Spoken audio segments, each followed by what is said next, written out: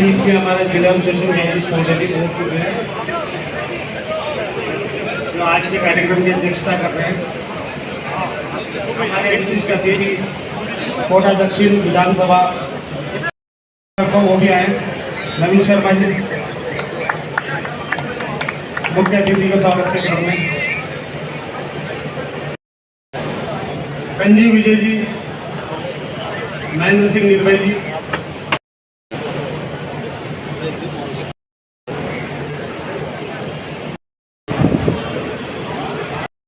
का कार्यक्रम कोटा की ओर से बहुत बहुत हार्दिक अभिनंदन है। यहाँ उपस्थित कार्यक्रम के अध्यक्ष माननीय जिला एवं सेशन न्यायाधीश साहब, विशिष्ट अतिथि और क्या कहना आराम से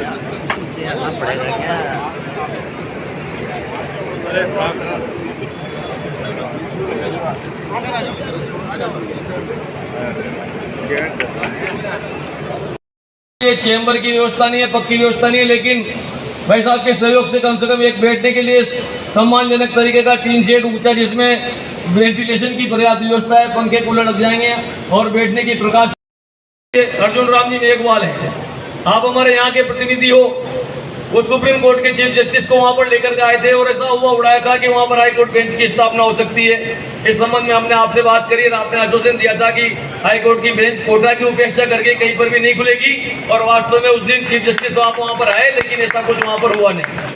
और मेरा आपसे इतना ही निवेदन है, हम ये भी नहीं कहते कि कोटा में हाई कोर्ट की बेंच खोलो और बाकी पूरे राजस्थान के लोगों को, क्योंकि आप पूरे भारत के प्रतिनिधित्व करते हैं, भारत का एक मतलब संपूर्ण भारतवर्ष के हिसाब से आपका पद है, इसलिए आपसे ये कहना कि कोटा में खुलवा दो और बाकी लोगों की उपेक्षा कर दो, और शायद आपके लिए भी ये पक्ष रखना थोड़ा मुश्किल हो जाता होगा। इसलिए हमारा निवेदन है, महाराष्ट्र में 5 हाई कोर्ट की बेंच हैं, इसलिए कोई भी अधिकारी या कोई भी न्यायाधीश नहीं कह सकता कि हम बेंच खोल नहीं सकते। देश के अन्य राज्यों में भी 3 से ज्यादा और 3 से हाई कोर्ट की बेंच हैं। तो मेरा निवेदन इतना ही है, जोधपुर में मुख्य पीठ है, जयपुर में खंडपीठ है, और अजमेर में रेवेन्यू बोर्ड है, और वहाँ पर ये माध्यमिक शिक्षा बोर्ड भी, अन्य प्रकार की कई बड़ी बड़ी चीजें वहाँ पर है। तो अब 3 संभाग बचते हैं, बीकानेर, उदयपुर और कोटा। तो इन तीनों संभागों पर सर्किट बेंच की हाईकोर्ट की व्यवस्था हो जाए और हाईकोर्ट खुल जाए, तो इसमें बहुत बड़ा योगदान आपका तो नाम इतिहास में स्वर्ण अक्षरों में लिखाई जाएगा, लेकिन कोटा की जो दूर दराज से आने वाली जनता है, जिनके पास धोती खरीदने के पैसे नहीं है, उन लोगों के लिए न्याय प्राप्त करने में आसानी होगी। मुझे आशा है कि आप इस प्रकार का प्रयास इस कोटाड़ोती की जनता के को देखते हुए अवश्य करेंगे, और आप तो खुद इस आंदोलन से जुड़े हुए हैं, आपको सब परिचित है, मेरे को किसी कहने की आवश्यकता ही नहीं है। गांव गांव ढाणे ढाणे में आप रोज दे जाते हैं। ऐसा पहला प्रतिनिधि है जो मैंने भारतवर्ष में देखा है, जो इतने बड़े पद पर पहुंचने के बाद भी अगर एक दिन की भी छुट्टी मिलती है तो दौड़ करके अपनी जनता के बीच में आता है, अपने जनप्रतिनिधित्व क्षेत्र में आता है, वरना इतने बड़े पद पर पहुंचने के बाद लोग जनता को भूल जाते हैं, ऐशो आराम में वहीं पर अपना समय बिताते हैं।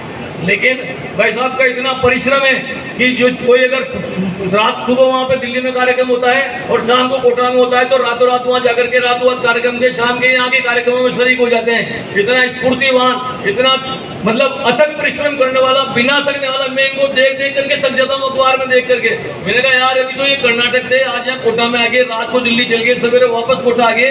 ऐसा मैंने कहा भाई साहब में इतनी एनर्जी कहाँ से आती है? तो ऐसा एनर्जीवान आदमी व्यक्ति, और जिसने धरातल से संघर्ष किया है, किसी की मेहरबानी से नेता नहीं बने, जहां तक पहुंचे बिल्कुल साधारण परिवार का व्यक्ति, अपने संघर्ष के दम पे। लोग कहते हैं राजनीति में यार मुझे मौका नहीं दे रहा, वो मुझे मौका नहीं दे रहा। नेतागिरी में कोई किसी को मौका नहीं देता, अपनी योग्यता, अपनी पराक्रम, अपने परिश्रम के दम पर स्थान हासिल करना पड़ता है। और हमारे सामने ये उदाहरण है, ओम जी बिरला भाई साहब बैठे हैं, कि इन्होंने अपने पराक्रम, अपने परिश्रम, अपनी मेहनत, अपनी लगन, अपनी निष्ठा और अपने त्याग के बल पर ये स्थान हासिल किया। इसमें किसी की कोई मेहरबानी नहीं है, लेकिन अब जब इन्होंने स्थान हासिल कर लिया तो कोटा की जनता आपसे अपेक्षा रखती है कि जो भी मांगे हमारी है उनके संबंध में अगर आप प्रयास करेंगे, क्योंकि जब आते हैं लोग तो मंत्र दे जाते हैं। सुप्रीम कोर्ट के न्यायाधीश वहाँ पे आए और केंद्र सरकार के मंत्री भी वहाँ थे, उन्होंने कहा आप क्या मन कर दूं, तो उन्होंने कहा हाई कोर्ट के मुख्य न्यायाधीश अनुशंसा करेंगे तब मैं आपके लिए प्रयास करूंगा। पहले हम दिल्ली गए थे, वहाँ पे कानून मंत्री ने कहा था हम तो तैयार है। लोकसभा अध्यक्ष तथा जनता के प्रिय नेता श्रीमान ओम जी बिरला साहब, विशिष्ट अतिथि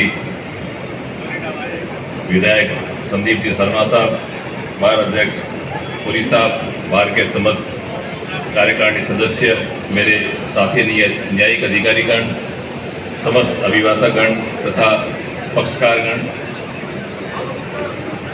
आज हमें हर्ष है कि यहाँ लंबे समय से जो लिटिगेंट को और एडवोकेट्स को जो धूप में और बारिश में कई कठिनाइयों का सामना करना पड़ रहा था, उसके लिए टिन सेट की व्यवस्था आपके सहयोग से हुई है। आप खुद भी महसूस कर रहे होंगे कि वर्किंग आवर्स में यहाँ कितनी भीड़ हो जाती है और आम जनता जो न्याय के लिए आती है उनको हम जो मूलभूत सुविधाएं हैं वो भी नहीं दे पाते हैं। तो ये हमें शर्म सी लगती है, लेकिन हम प्रयासरत है कि जो भी लिटिगेंट यहाँ आए, जो भी हमारे अधिवक्तागण, हमारे न्यायिक अधिकारीगण, उनके बैठने की उचित व्यवस्था हो, लिटिगेंट के लिए भी बैठने की व्यवस्था हो, उनको स्वच्छ पीने का पानी और जो भी उनके मूलभूत सुविधाएं हैं हम उनको उपलब्ध कराए। उसके लिए मैं जब से आया हूँ तब से प्रयत्नशील हूँ। मैं जब भी आपसे मिला हूँ, कोर्ट बिल्डिंग के बारे में मेरा हमेशा निवेदन रहा है, ज़मीन जो अलॉट हुई है वो G+5 के लिए है और आपके प्रयास से काफ़ी हद तक उसमें सफलता भी मिल गई है। और यहाँ जो तीन तरफ मिलिट्री है उनकी एरिया होने के कारण से उन्होंने जो कंडीशंस जो डाली थी वो माननीय उच्च न्यायालय द्वारा भी उस पर सहमति व्यक्त करा दी गई है और वो हमने यहाँ से तो हमें भेज दिया गया है। लेकिन मैं एक और अर्ज करना चाहूँगा कि वो जो ज़मीन हमें जो मिल रही है उसके आसपास और सरकारी ज़मीन है। आप और मतलब ये सभी जो जनता है महसूस करती है कि अभी जैसे पीक पीरियड में बाहर इतनी ज़्यादा वाहन और इतनी ज़्यादा भीड़ है, तो वर्तमान में जो आने वाले जो 20 साल है उसके लिए वो ज़मीन हमें कम पड़ेगी। तो मेरा आपसे ये अनुरोध है कि जो आसपास सरकारी लैंड है, जो करीब ए ब्लॉक में 9,424 स्क्वायर मीटर और बी ब्लॉक में करीब 12,400 स्क्वायर मीटर, ये हमारे लिए ही आरक्षित रखी गई है। और उस समय जो चीफ सेक्रेटरी साहब थे उनकी मीटिंग से ये अनुमोदित है। तो हमने कलेक्टर साहब को भी बार बार ये कहा कि ये ए और बी ब्लॉक, सी ब्लॉक हमें अलॉट हुआ है और ये ब्लॉक भी हमारे लिए आरक्षित रखा हुआ है।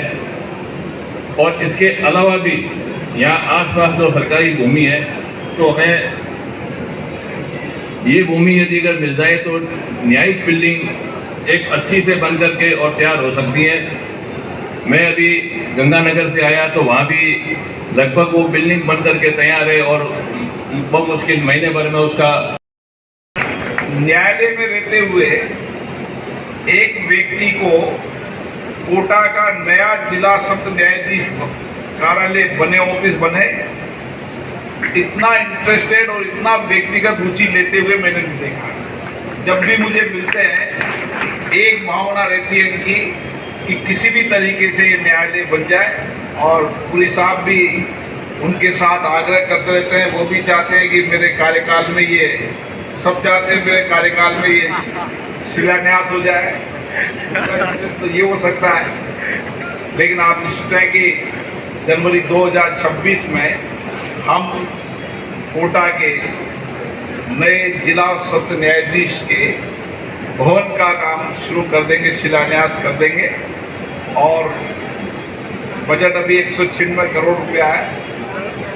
जिला सत्र न्यायाधीश अपनी टीम के साथ, बार के साथ बैठकर एक बार और नक्शे की चर्चा कर लेंगे, और धन की आवश्यकता होगी तो और धन उपलब्ध करा देंगे, क्योंकि भवन एक बार बनता है और भवन को हमें 100 साल तक भवन की आवश्यकताओं को देखते हुए हमें निर्माण कार्य करना चाहिए।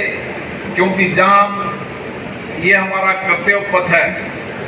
जहाँ हम कर्तव्य करते हैं, जहाँ हमारे दायित्व को निभाते हैं, वह सभी जगह ऐसा रहे, क्योंकि हमारे माननीय प्रधानमंत्री नरेंद्र मोदी जी ने देश में कहा है कि जहाँ जहाँ भी ऐसे कर्तव्य भवन है उनको आज की सुविधाओं के अनुसार, जिसमें टेक्नोलॉजी की भी सुविधा हो, उन सारी सुविधाओं के साथ बनाने की आवश्यकता है।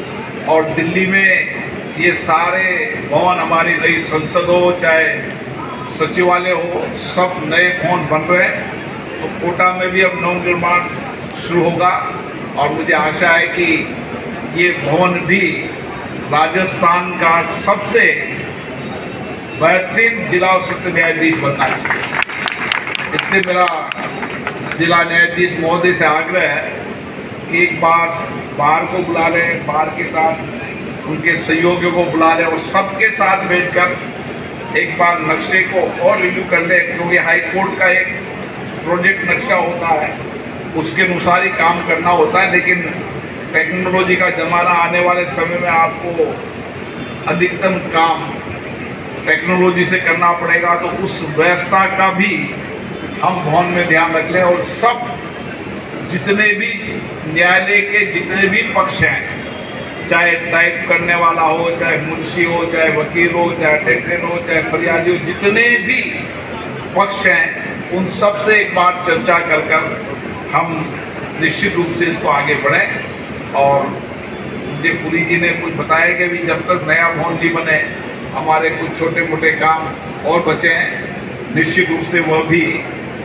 2 महीने 3 महीने जितना समय टेंडर में लगता है उसके बाद शुरू हो जाएंगे। और मुझे लगता है कि आपको जो और कमी है जिला सत्र न्यायाधीश में, जितना समय यहाँ पर रहना है उसकी आवश्यकताओं पूरा कर देंगे। और साथ में इसको मिनी सचिवालय के लिए भी इसकी ड्राइंग भी शुरू कर देंगे, ताकि जब ये शिफ्ट हो तो उसके साथ मिनी सचिवालय। आप सब सहमत हैं इस बात को? वकीलों में एक पक्ष होना बहुत कठिन काम है, मैं जानता हूँ, क्योंकि वकील है, 2 पक्ष नहीं होगा तो वकील ही कैसे होंगे क्या? कोशिश करना कि इसमें सब लोगों की राय हो जाए। आप सबको बहुत बहुत धन्यवाद।